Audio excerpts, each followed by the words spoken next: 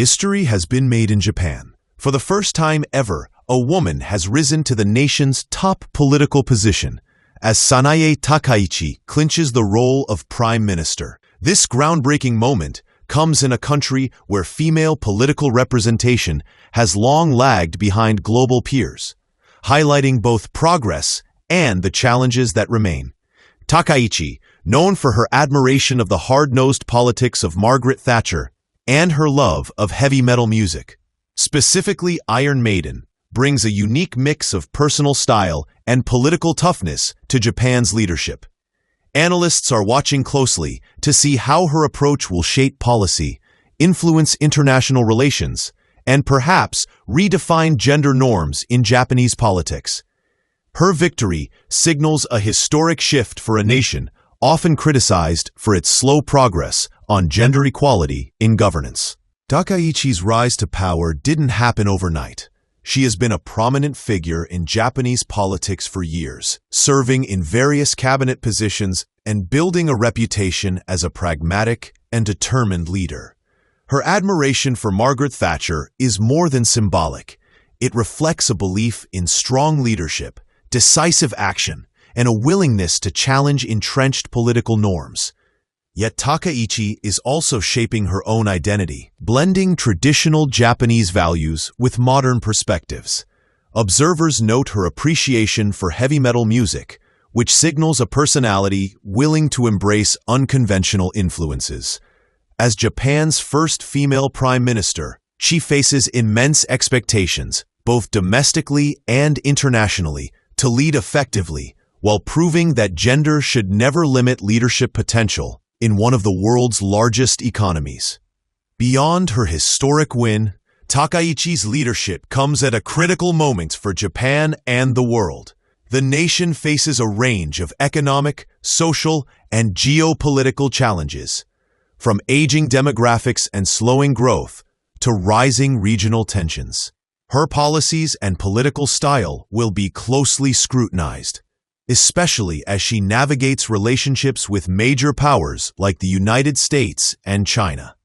Domestically, she must address pressing issues such as economic reform, labor shortages, and energy policy, all while proving that a female leader can thrive in a traditionally male-dominated political arena.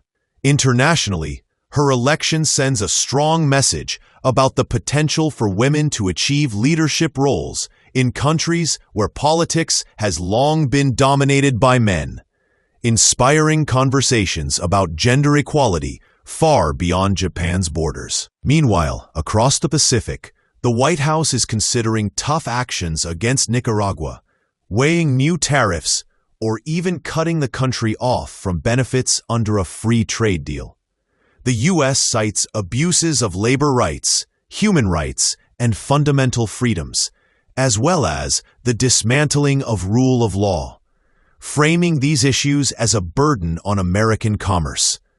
These potential moves come amid a broader backdrop of trade tensions that have already affected global markets. Investors are watching closely, as decisions like these could ripple through industries, supply chains, and consumer prices.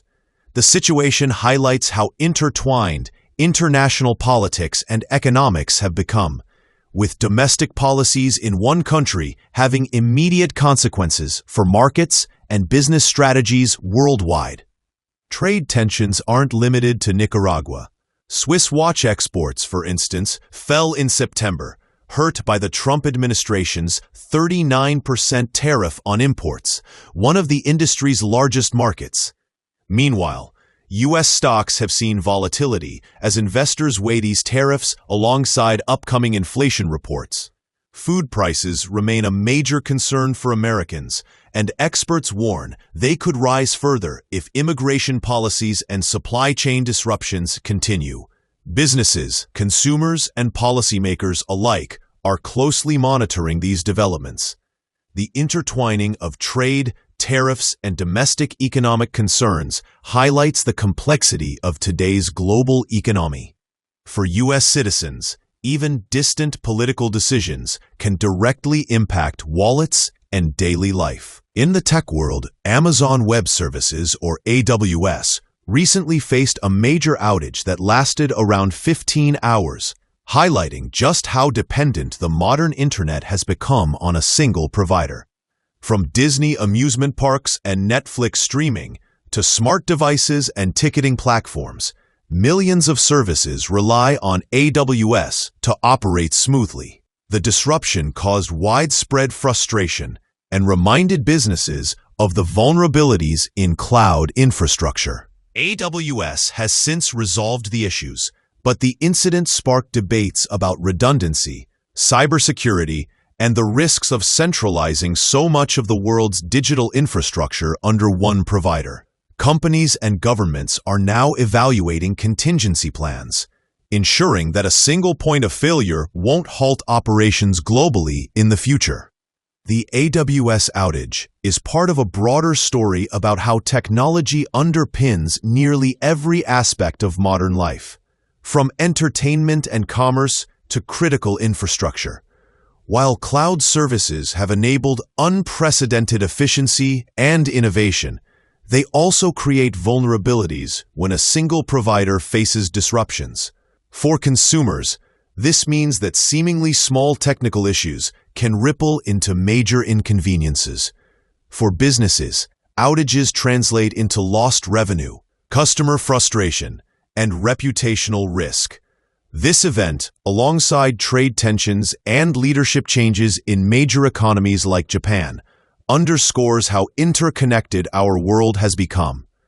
Political decisions, technological reliability, and global commerce all intersect in ways that affect markets, daily life, and international relations simultaneously. As the world watches Japan make history with Sanae Takaichi's election as its first female prime minister, global markets and industries face their own challenges, from trade tensions with Nicaragua and tariff-driven impacts on Swiss exports, to supply chain disruptions affecting food prices in the U.S.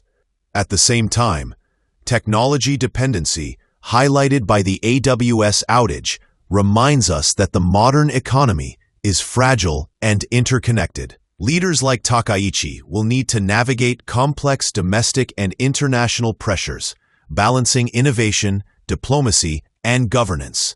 For citizens worldwide, these events are a reminder that political milestones, economic policies, and technological infrastructure are more than abstract headlines. They shape the way we live, work, and interact in an increasingly connected global community. Looking ahead, Sanae Takaichi's leadership could signal a turning point for Japan, not only in gender representation, but also in policy direction.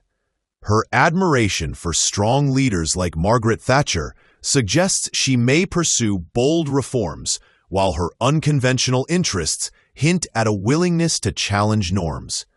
Meanwhile, global economic pressures, from U.S. trade decisions to inflation concerns, will test her ability to navigate Japan through uncertain waters. Technology reliability, as shown by recent AWS outages, adds another layer of complexity for governments and businesses alike. For citizens, investors, and observers worldwide, these intertwined developments serve as a vivid reminder that leadership, policy, and technology are deeply connected, and that today's headlines often shape tomorrow's realities.